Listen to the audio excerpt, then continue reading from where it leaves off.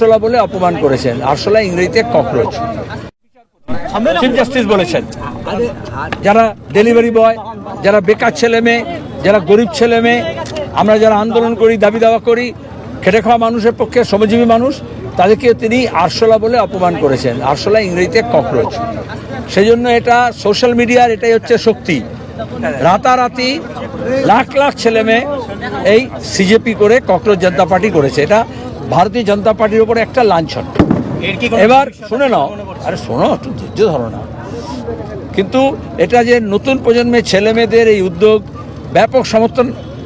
11 বছর ধরে BJP social মিডিয়ায় দেশি বিদেশি অ্যাডভাইজার লাগিয়ে কোটি কোটি টাকা খরচা করে কোম্পানি লাগিয়ে যত লক্ষ অনুগামী তৈরি করতে পেরেছিল, এই কয়েকদিনের মধ্যে তাকে ছাপিয়ে অনেক দূরে এগিয়ে গেছে।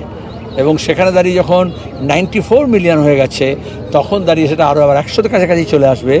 তখন এটা আজকে দেখলাম আমরা, এই যে এটা তো multi national company, social media যারা চালায়, আমি আর কোম্পানির নাম বলছি না, তারা ওটাকে সরিয়ে দিয়েছে। কারণ মোদি নিজে এটা বুঝে না। এই যে আমি সার্কুলারের কথা বললাম, এখানে যেরকম যাতে বিরোধী কথা কেউ না বলে, বিরোধী শক্তি যদি না ওঠে, সরকারের সমালোচনা না হয়, মোদি যেমন সাংবাদিকদের প্রশ্নের উত্তর দেন না, তেমনি এই সোশ্যাল মিডিয়াকে ব্যবহার করে যাতে সরকার বিরোধী কোনো সমালোচনা না হয়, বিজেপি ভয় পেয়েছে।